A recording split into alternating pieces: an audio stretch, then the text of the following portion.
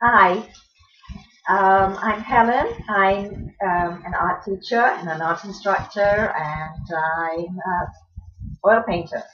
I'd just like to show you the Tomb of Rachel, the Cave Barocco, as we call it, and I'd just like to show you how simple it really is to make.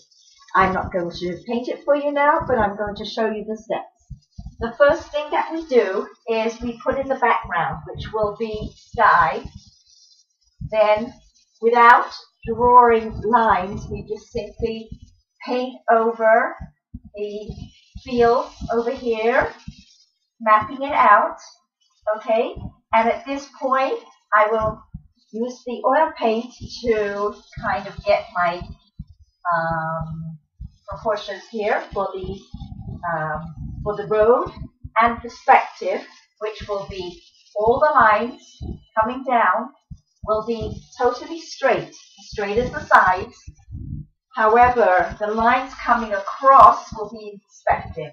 So this one is going slightly lower, slightly higher, and again, slightly higher at the top and slightly lower over here. And I don't have the wall in yet because I just do the blocks as if they're blocks. And then I will make sure that one side where the light's hitting, which is important in every picture, will be light and one side will be dark. And I pushed it a little. I've made this really light and really dark. And here too, really light and really dark. I don't know if you can see it, but I have little flecks on everything. So it's not one color. It's not a solid color. Followed by this kind of wall here, which supports the dome. The dome is also light going into dark with a little bit of highlight. The clouds are really pretty. They're done like fluffy balls with white paint and then smoothed at the bottom. A bit of purple in there and light white paint with a little bit of purple and then smoothed on the bottom. The color of the path was done in a light value. I tried it in grays and different ones, but I just felt this looked nice. And then the wall is really first put in just as a kind of straight line coming down here. And then, of course, it's worked in with a lot of little colors and also over here. Again, using perspective. Background has a lot of perspective in there. I don't know if you can see it, but there are different stages of hills. Coming now to the tree.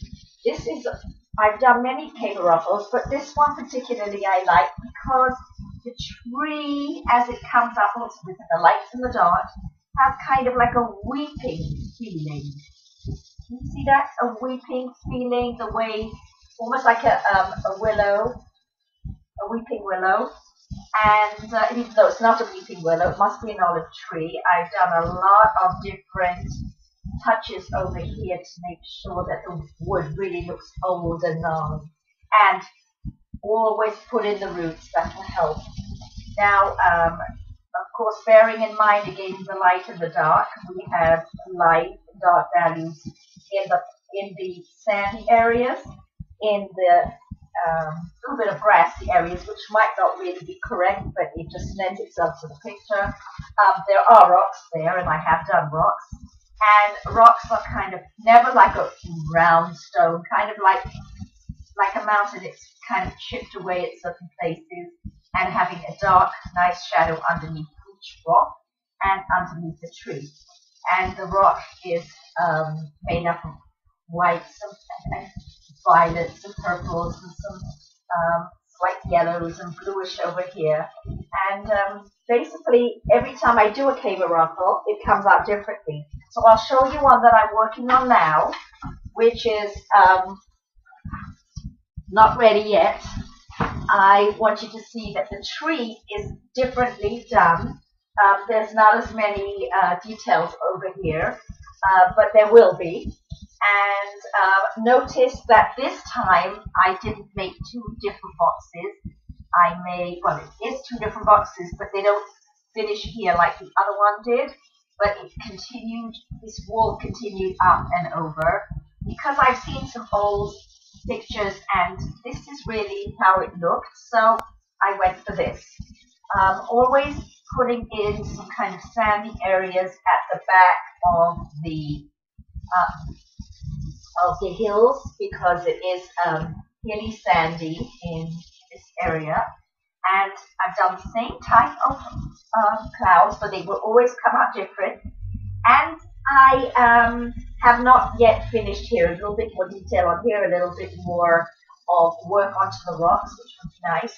And again, the trees, I think, would need a bit more work into it. It's kind of there and kind of live with it a bit. That's how I do it.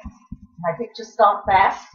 And then I look at them and I just have a need to work on them in certain areas and build it up and build it up. And if I'm happy with a picture, then it's finished. Until I really feel happy with it, although I have signed it over here. You're welcome to view some other pictures that I'm working on. Sometimes I see a picture that I like. So this particular picture, which I'll bring it more forward, is an Italian landscape. Can you see? Try and get it straight here and bring it closer to you this way. All right, that's an Italian landscape with these cedar trees coming up. And I also have one of my favorite subjects, which is the still life. Can you see? Okay, the still lives are done in a style that would be called 17th century Dutch Flemish, and I've been trained in that, and I like this the most because it shows the light, the dark, and the mystery in all the depth. Okay, I am happy that you've joined me, and there will be some YouTube films coming out of me actually painting a picture, which I would like to do with you. So till then, ciao.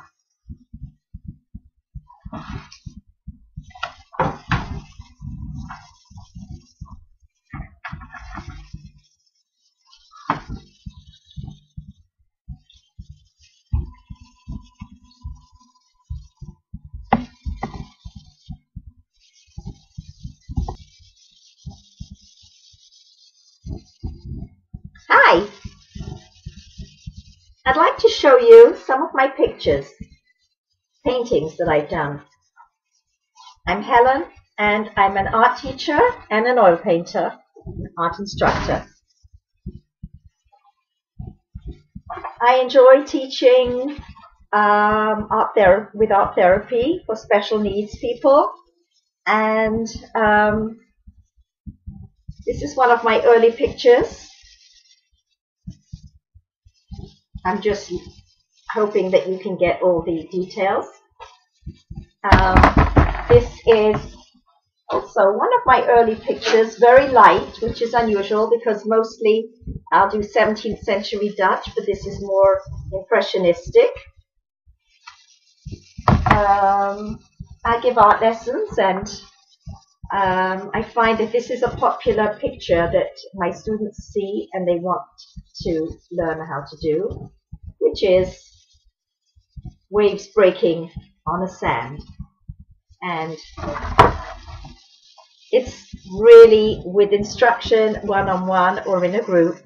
It's not as hard as it seems, even if you've never taken a brush in your hand. Here is an oil painting of a person, and I enjoy teaching portraits.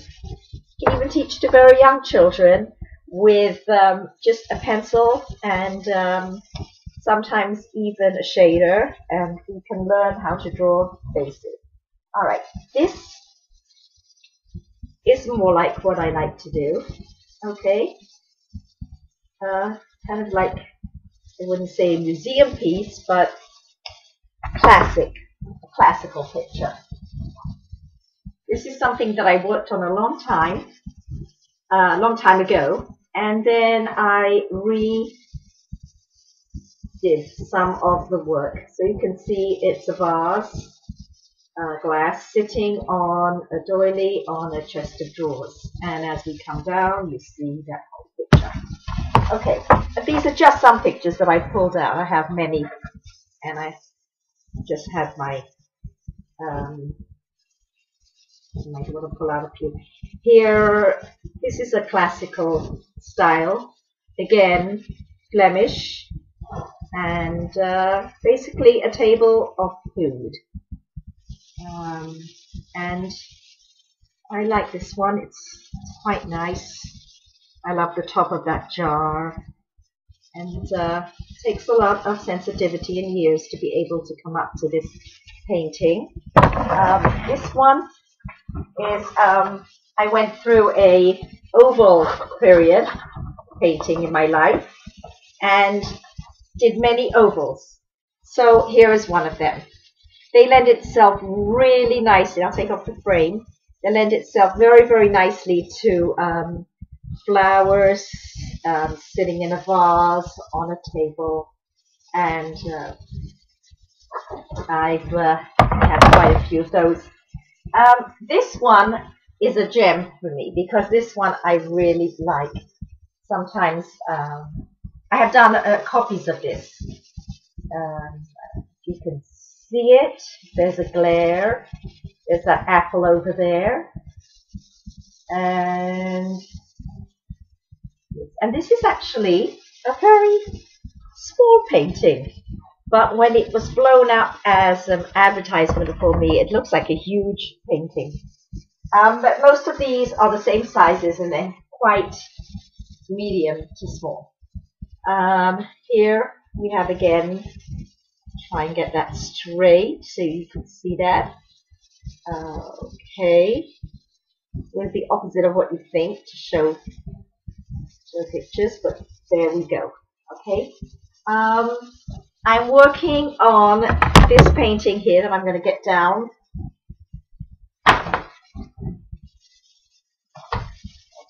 I do love this painting, but I am inclined to feel that it might need more of a background. Right now the background is space, and it works well. It's light, dark, with the light coming in from here, hitting this side,